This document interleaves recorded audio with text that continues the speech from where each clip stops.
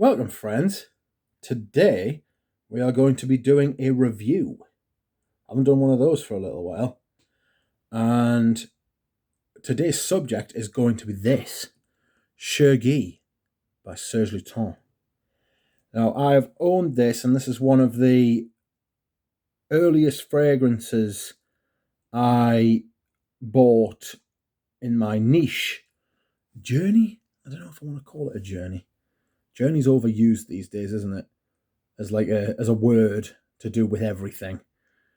But yeah, when I started collecting vintage, this was like third, fourth maybe of the fragrances that I bought.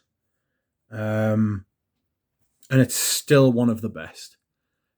Form is temporary, class is permanent, and that's what this is. It's a class fragrance. It's absolutely fantastic. So if you were waiting to see how I felt about it, it's magnificent. So you don't have to watch anymore if you don't want to.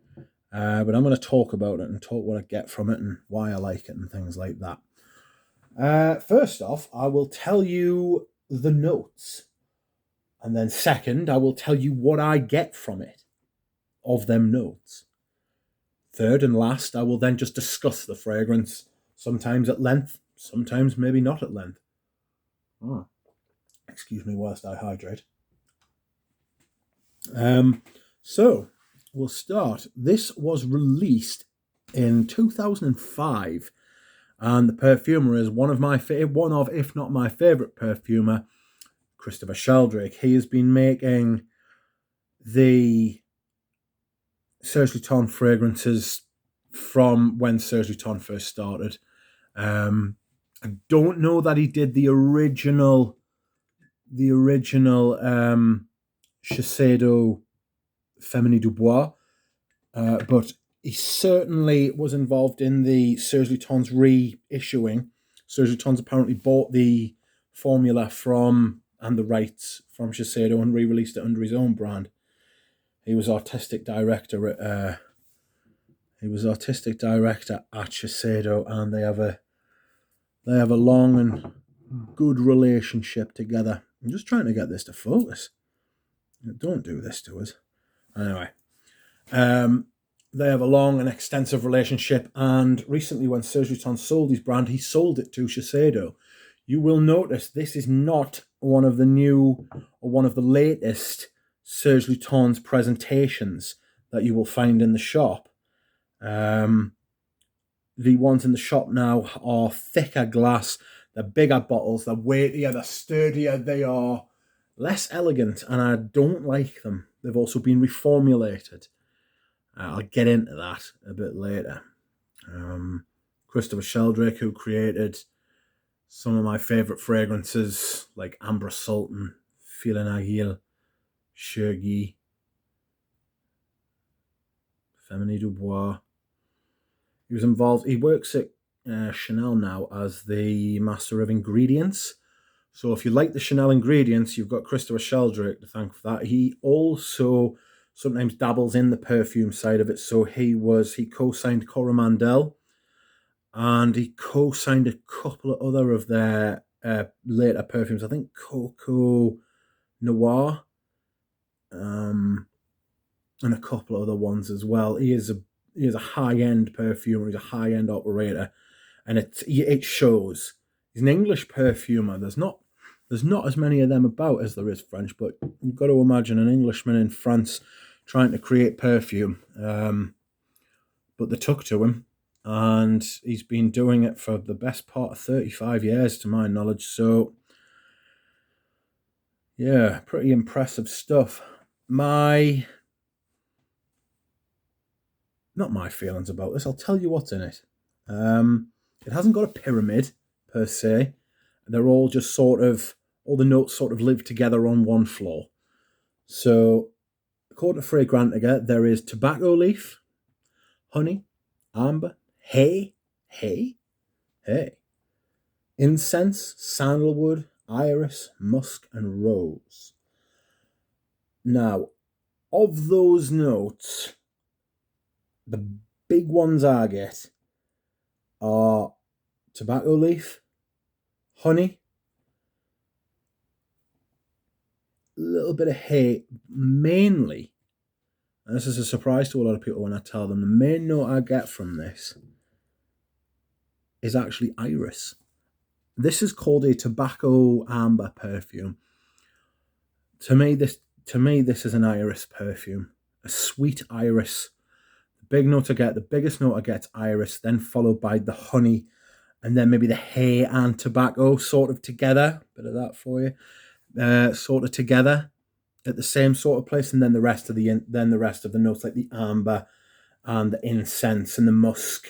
Don't really get any rose, maybe a little bit of sandalwood to smooth it out, but it's very soft, and it is ambery, but it's not so much an amber as it is an iris, a sweet iris. To me, it's got. They don't smell that similar, but it does smell a bit like Volutes by Diptyque. I've also reviewed that. Are you Volutes? No, you're Tamdell. I don't want to knock anything over because I'm really not putting it back. I'm not starting again. There's Volutes. This is a sweet tobacco fragrance. Oh, God, it's lovely. That's synthetic perfumery done really well. I feel the same way about Serge Lutens, actually. It pulls off that sort of thing where... I'll go into it next. Anyway, so they're the big notes that I get from it. Now we'll move on to me just discussing it and talking about it. I'll have a little spray. I'll tell you what I think of the opener. I know this perfume well. As you can see, I've put a large dent in this. I bought all of these myself, and I have a number of backups in this formulation. The newer formulation isn't as well defined. It's like this is like HD. This is like high definition, and the new version's more like standard definition. You can still see the picture, but it's not as well defined. That's probably the best way. If you ever compare the two, you'll know what I mean. So yeah, to me, these, and the bottles are so much nicer. They feel so much nicer in the hand. The new ones are big and clunky. But oh, that's a stain on my arm, the first spray. Ooh, a little bit of darkness. I haven't sprayed this for ages. I haven't worn it. I might wear it tomorrow. I think this is a year-round perfume. I've got something to say about that in a bit. So I'll just let that settle. Straight off the top, I get the hay. I get this sort of dry, grassy, but like yellow grass, you know, when there hasn't been rain for ages and the grass on the ground starts to turn like yellow. It's got that. It's got that almost, it's not desiccated, but it's getting there. Nearly dead grass, or very recently dead grass. It doesn't sound pleasant, but it is. It's got a sweetness as well at the top, which stops that hay from turning like, not caustic, what's the word I want to use for that? It stops it from turning like sour and dry. It's just like a little bit sweet and dry. This changes a lot. For a perfume that doesn't have a pyramid, not on Fragrantica anyway, this changes quite a lot from top to middle to bottom. But it does this mad trick where it sort of feels, you can still remember the top at the bottom. The top never truly goes. It's always there.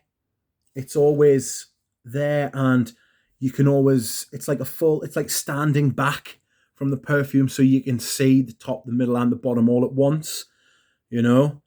It's really clever and really interesting. So at the top, I get the hay. It must be the honey that's giving it the sweetness, but it's very faint. It's not a, I just said it's got a sweetness, but it's not like a sweet honey like in L'Envol. You know, it's not like a sugary honey. Where's the bottle? I've put the bottle back. A stupid man. Hold on a minute. Come back. There you are. Sorry about that. I'm 10 minutes in, so I'm not restarting. I only do one take. The The honey is there and it gives a sweetness, but it's not sugar sweet. It's not like sucrose. It's not like diabetes sweet. It's like natural sweetness. It's done with a very light hand. It's doing my nutting that you can't read the focus. Damn you. How do you feel about that? You don't like that at all, do you? No. Anyway, the sweetness is very gentle and it's always there and it runs through the perfume. It never truly goes away. It is the thread that combines the whole perfume. I mean, you could say iris is always a little bit sweet. Honey and iris work really well together. They have this ability to stay cool and not get sickly sweet, but also not let the perfume get sour. After the top, that hay never truly goes away, and then you get the tobacco that comes in. I can smell it's coming out now, and it gives it stops it from getting too sweet. It's like it's really well balanced. Like the notes, if you can imagine, it's like a wheel, right? And you feel like it's going to be too heavy. The wheel's going to be too heavy to spin on one side. Like you think that the iris is going to get too much, and it's going to get overly sweet, and it's going to get overly smooth, and then you get this tobacco leaf and the incense, which sort of roughs it up a little bit, sort of gets the hay, puts its hand in the hay and just like gives it a bit of that, so that smell sort of comes back out.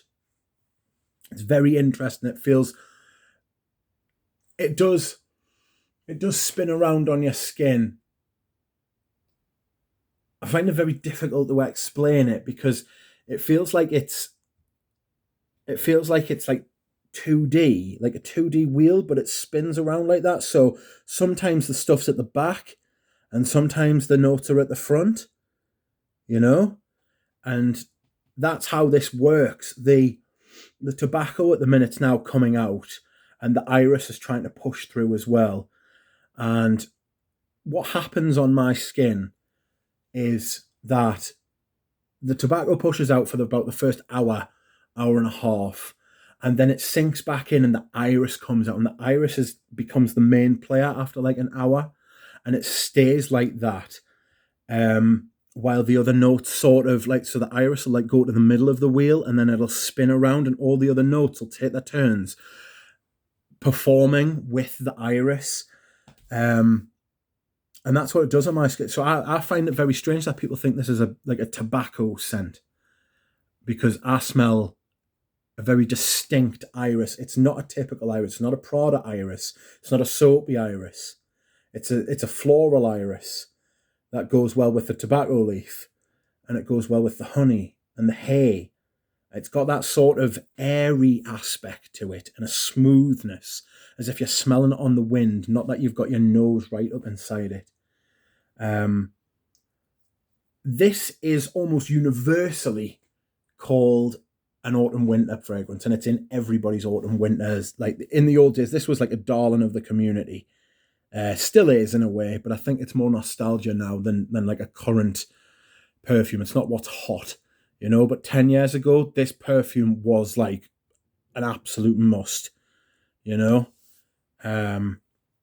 you go back and watch all the old videos from like 2012, 2011, 2014, even 15, people were raving about Chergui, and rightfully so, before it got reformulated. This could be a signature scent, but for me, wearing this in the high heat is absolutely amazing. It isn't a cooling fragrance, but it isn't a warming fragrance either. I think it defies both of those things. I think you can wear this whenever you want, and it will do something. It will never let you down. That's not a very good description, is it? It will do something, but it will always be there.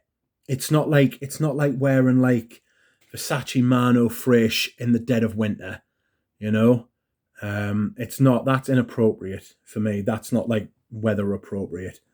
There are other fragrances. I'm not just picking on that one, but you know what I mean. This will perform well in any season, and I would recommend, if you've got it, to try it in the high heat. It just works really well. It gives that North African, Southern European sort of cool darkness at night. This will be perfect on a summer's night. As I've just said, that it defies, but I think if you were to wear this on a summer's night, it will be perfect. It's got that sort of nighttime after a hot day vibe. Chergui does mean almost the same thing as L'air du Désert Marocain. Chergui is what the Moroccans call the wind that comes over the hills at night in the desert, is the Chergui. So it definitely does. I'm wearing L'air du Désert Marocain today, and they are similar. L'air du Désert is much more spicy, but it is an amber as well. This is an ambery fragrance, Chergui, definitely. It's got the feeling of amber. It's got the note of amber, but it's got that feeling of like warm, and it reminds you of warmth, like a warm place. And I absolutely love it. The problem I have when I review fragrances like Chergui is that I love them so much, I always feel like an imposter. I always feel as though I'm not doing them justice. There's a very good chance if I do continue with this channel, I'm not saying I'm going to delete the channel or stop, but what I'm saying is maybe in 2 or 3 years' time, if I'm still doing it, I might go back over all these, because I've reviewed Encens Mythique, I've reviewed Smalt Eau Pour Homme. These are like some of my favourite fragrances, you know, and I want to do them justice. So you might very well see another review, but I absolutely love this stuff. I've only worn about 15, 20 mil. I feel like I want to wear it more, but all my Serge Lutens stay up there. You can't see, but it's like up there. There's like a couple of little socks. I've got like 15 Lutens. Sorry, I'm taking that away. I've got like 15 Lutens, and I would get more if I could get the older bottles. They're very difficult to find. If you do find these, 1, tell me and I'll buy them, or 2, buy them yourself, because these are fantastic. Absolutely sensational. They look good, they smell good, they're quality ingredients, masterfully blended. And that's it. I still feel like I haven't done it justice, but that's the way it is. I will see you again soon. Thank you. Bye.